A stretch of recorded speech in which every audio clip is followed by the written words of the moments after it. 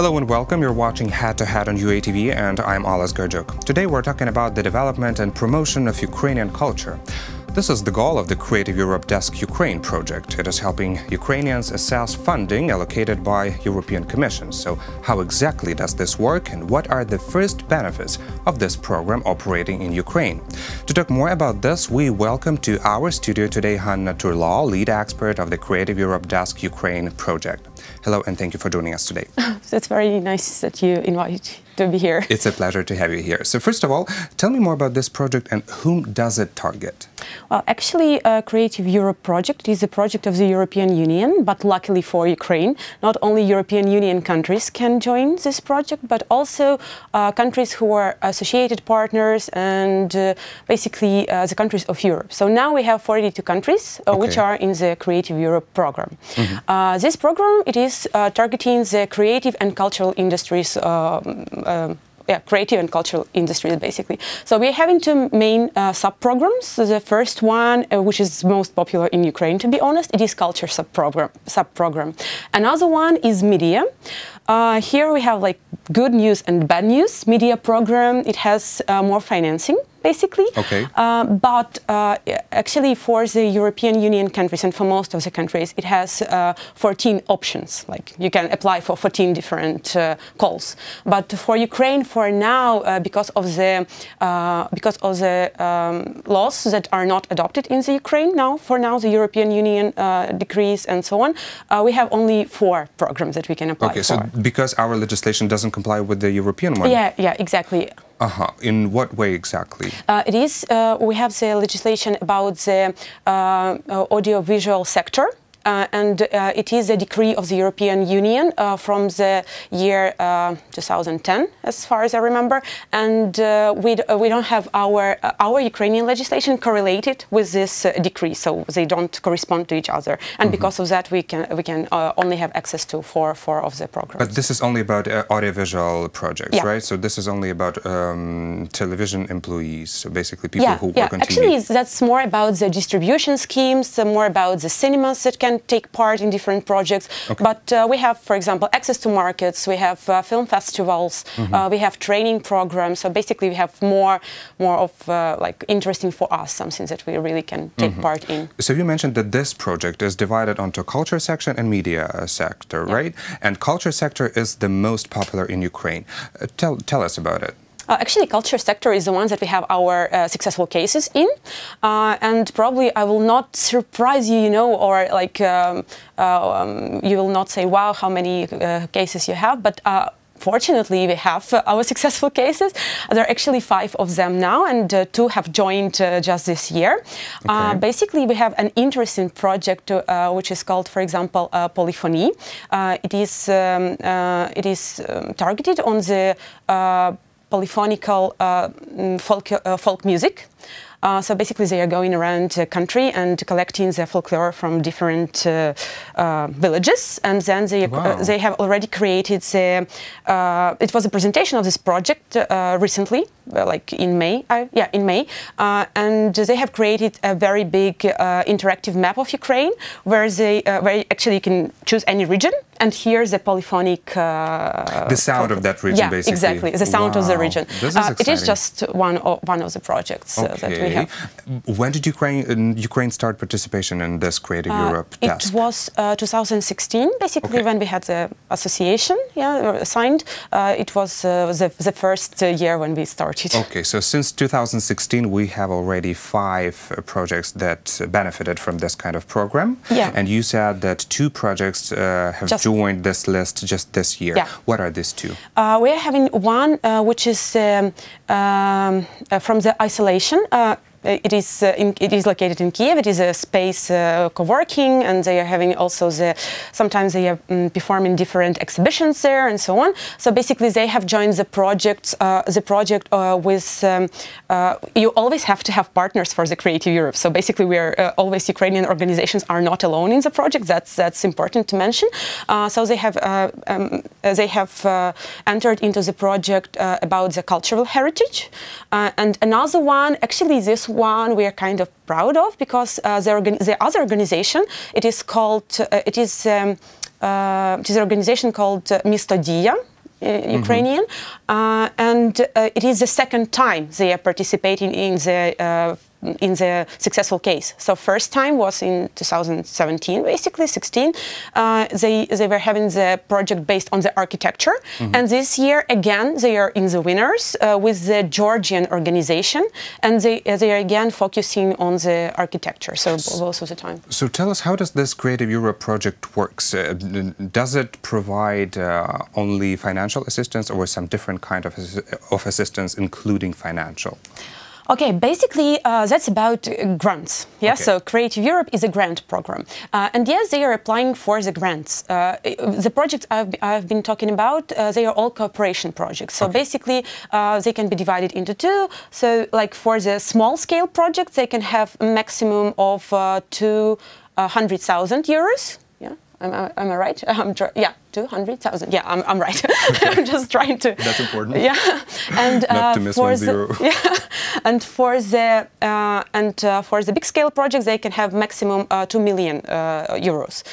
So that is the financing. But it is important to say that this program, it is a co-financing. So basically. Normally, 60% of the budget gives you the European Union. Yeah, okay. so And 40% you should find on your own. You should find on your own. But do only entities apply for this kind of project, or also individuals can also apply for this for some kind of grant? Only legal entities can apply. It is a must, and if they are applying as the main partner, as a lead partner, they have to exist not less than 2 years. That's also important. So they have to be a legal entity, not less than for 2 years, and be active in the field they are applying. So basically, we have a program for the literary translation. Then they are applying without any partners. We also have the successful case here of the Lviv, it is called Astrolabia, the name of the printing house. They have applied. They have won from the second time. Basically, they have applied first. They didn't get the grant for the second time. They already got the grant.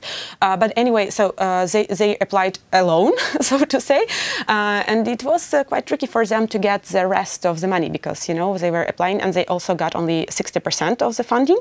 And so they are sharing the experience widely with other cases who want to apply. But it is quite a trick to get the 40%. Do these entities need to cooperate inside of the country, or do they have to cooperate with some other European entities from abroad? So they do develop this kind of international cooperation. Yeah, they have to. It's also a must to develop to have for the small scale projects. They have to have at least 2 other partners from abroad. So basically 2 other countries that are participating in the Creative Europe program.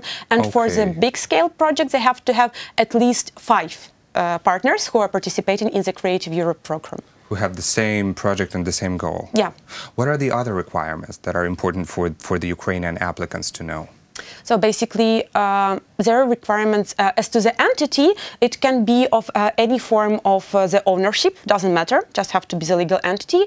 You have to have partners before you apply, because you apply writing who are your partners. You also have to register the PIC code, so-called. It is a European Commission identification code. It is registered quite quickly, like you can just do it online.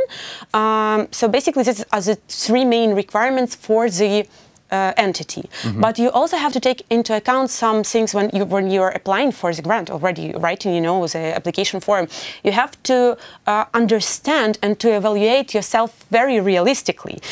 Because, for example, if you are applying for the grant of even if it is 100,000 euros, and you have never had such an annual, you have never had such a sum of money on your bank accounts, let's say, yeah. So it is less possible that you will get the grant, because it will be a lot of questions. Are you actually capable of operating this amount of money? So you have to also to take into account your capabilities, your staff. Are they capable of doing their job and also leading the project? Yes, so making it happen.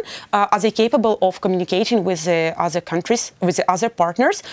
You have to really evaluate. That is very important, to really evaluate your partners, because sometimes there are situations. It happens like all around, all the time, that partners can first agree to participate in the project, and then let's say it's 2 weeks until the deadline, and they say, sorry, we cannot. Yeah. They trick you. Yeah, exactly. That's why we normally recommend to have more partners than it is minimum.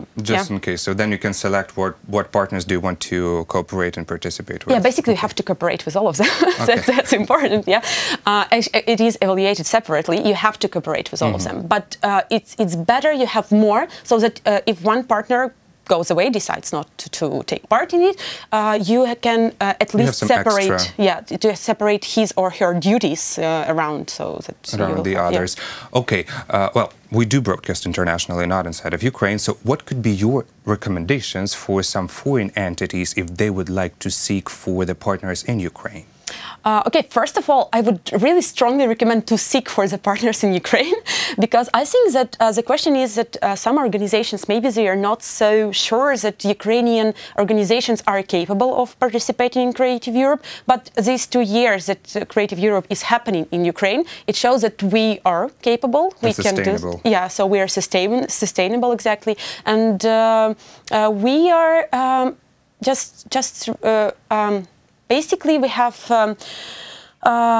different databases, and I'm sure that we have the database for theaters. You can actually ask organizations such as Ukrainian Cultural Foundation or Creative Europe Desk Ukraine to help you find the partners in Ukraine, because we have a lot of organizations who are interested in participating, but they are not quite ready to be the lead partner. And so if somebody out there is searching for the organization to be a partner for the Creative Europe, I think that Ukraine is the best variant to give the application form to find the partner. This is good. And what could you tell, how could you describe the Ukrainian applicants? How interested are our organizations? How well informed are they about this Creative Europe Desk project? Okay, so we are just trying so hard to make sure that as many people as possible are informed about that. That's why we are having our, so to say, like Creative Europe on tour around Ukraine. We are always visiting big and small cities, depending like where we are invited. We also have our own plan of trainings. So we are just making everything to make sure that as many people as possible know about this program. Great. Yeah, so we are trying really hard, and actually it works. The statistics show that we have more and more applicants every year, so which is really good. What is probably what can be the trick with the Ukrainian organizations? They sometimes can be, a little bit frightened to apply, because... So you have to persuade them to participate. Yeah, actually they are, they're kind of ready, but you really have to ask them probably, because sometimes they are, when you open the guideline and you see the application form and you see the different appendixes that you have to download with the application form, you really get scared because of this bureaucracy and everything. But if they really find a good partner abroad too, basically for the small-scale project, everything will go well. They do have chances to receive the grant. Well, and the very last question to ask, when is the call? Okay, so actually we have several calls. That's why it's hard for me to tell you which one you're interested in. But with the cooperation project, the upcoming one. Yeah, so we are waiting for this one in September. Then normally in winter we also have calls for mid-year, and normally in spring, in March, because we don't have really exact dates. We are having lately we are having the meeting, the Creative Europe Desks meeting, and then we will have the more or less understanding when it will be accurate plan. Yeah, okay. The accurate dates when they will, the application call for applications will be published. But basically, September, the closest one. Winter. Yeah, so start looking for your partners already. Start writing your projects, and we are really very waiting for all of you. Great. Well, thank you so much for this conversation. Thank you. That was Hanna Turlo, lead expert of the Creative Europe Desk Ukraine project. Thank you for watching Head to Head. I'm Alice Gerjuk. Goodbye.